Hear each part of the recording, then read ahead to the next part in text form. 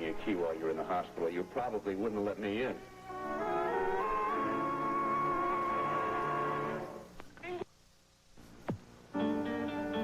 I see you got the letter. This? Oh, yes. Why didn't you just drive over to the hospital and put a bullet in my head? Or send in assassins since you seem to prefer messengers? It would have been much kinder than this. You shouldn't have come here. I shouldn't have come. What am I, imposing? I said everything I have to say in the letter. I think it speaks for itself. No more than a ventriloquist dummy speaks for itself. I want to hear it straight from you, and I mean straight. Hey, this letter tells me nothing.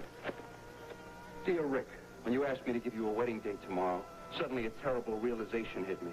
I can't name a date because I can't marry you. You don't have to read it to me. I wrote it. I want you to hear it with my inflections, if you don't mind. Maybe then you'll understand how it sounds and how it really doesn't explain anything. I'd give my life not to have to hurt you this way. But if I married you, I'd only hurt you more. Hurt me more than this? I'd like to know how. I'm desperately sorry, but I have no choice. Oh, what is that supposed to mean, no choice? Like somebody is blackmailing you into doing this? Or couldn't you figure out a way to make it more cruel? It means exactly what it says. I didn't have any alternative. Rick, stop this. I'm not finished yet. So I'm returning your beautiful ring, which I have no right to keep. Sincerely, Lesley. Hey, this isn't just an engagement ring. It's a symbol of what I feel for you. Of love. Of loyalty. Of handing my life to you. You can't just put that on an envelope and mark it, no thanks, return to sender. Don't I have a right to change my mind? Yes, you have a right. But I have one also. To know what made you change your mind.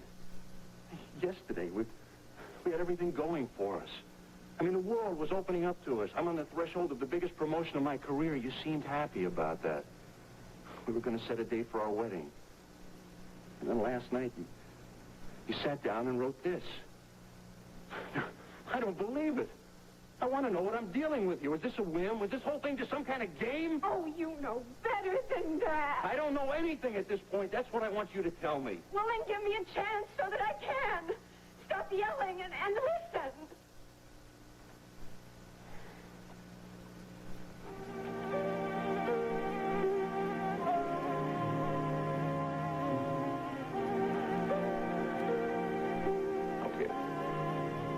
I'm listening. Last night, I thought about us.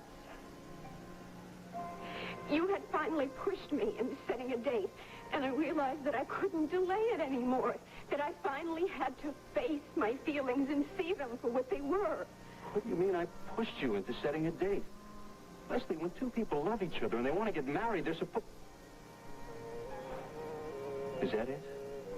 Have you decided you don't love me anymore?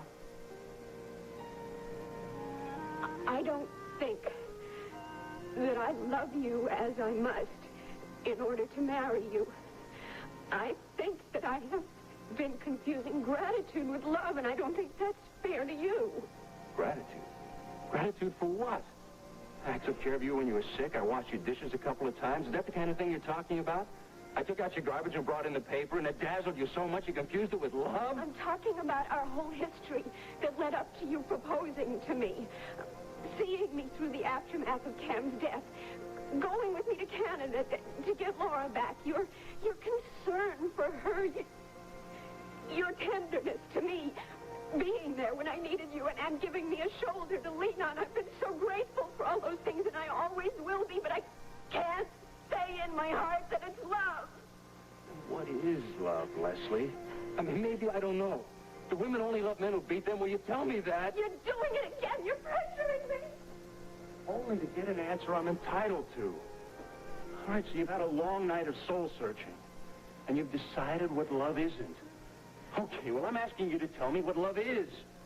All right, it's not tenderness. It's not gratitude. It's not two people sharing the grueling moments. It's not helping each other through the rough spots. It's not sharing laughter together. It's not enjoying each other's company. Well, then what is it? I can't put it into words. I only can say to you that I don't love you enough to justify marrying you. I can't give you what you need, what you deserve.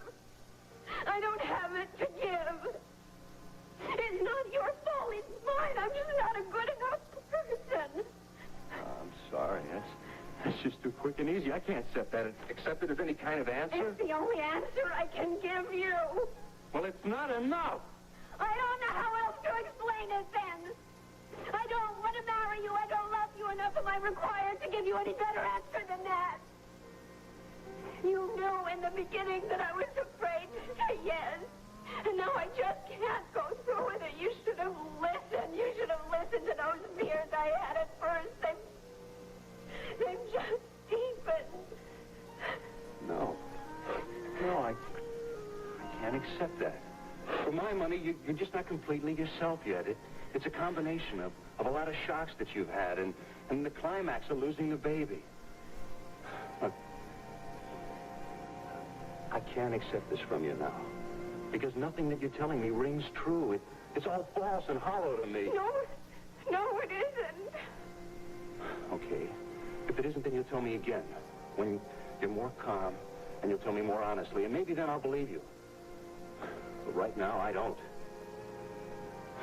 Now, look, I have a patient I have to get back to. We'll continue this conversation later, tonight. And maybe then we can get down to the bottom of this. But until then, you and I have a commitment. And that ring symbolizes that.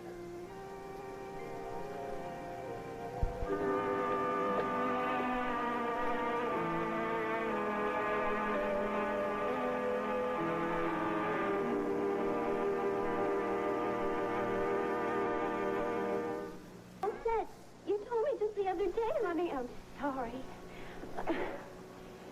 That's the way it goes sometimes. I mean, things happen and we may not be pleased with it, but that's just the way it goes. Why? Look for each other. He loves you so much. Don't you love him, Lesley? Is that it? You've decided after all this time that you just don't love him?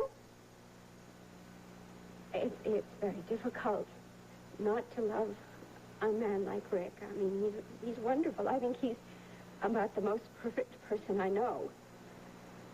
But since I got back from the hospital, you see, I've had a lot of time to think about it. And I've realized that we're not perfect for each other. That marriage, for us, it just wouldn't work. Did this have something to do with me? Did Rick decide that he wasn't ready for the responsibility of a teenager? He broke it off, and you're just protecting him. No. Oh, no. That's not the way it was at all. Why, Rick loves you. You know that.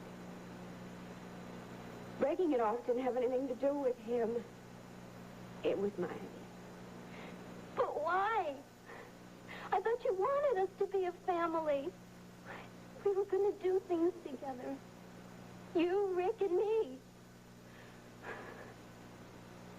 We were going to have a real home, just like other people have.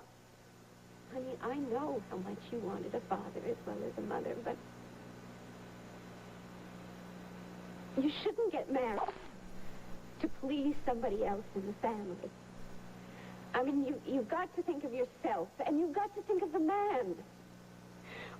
Well, if Rick didn't want this, then you're not thinking of him. You're still afraid, aren't you, Lesley? You still can't trust men, not even someone as wonderful as Rick. I thought when you accepted that engagement ring, you're not even wearing it. No, sweetheart, I'm not. It's not fair. Just because you had a couple of bad experiences, you're determined to all the rest of our lives. Rick was going to devote himself to making you happy. But instead, you decided to make all of us miserable. You could have had everything. All right, that's enough. Now, look, you can protest all you want to. It's not going to change anything. It's my life, Laura. I'm the one who knows best what must be done with it. Now, if you don't want to wear that dress for something else, then I think you should just pack it up, put it away in the box, and take it back to Pendleton.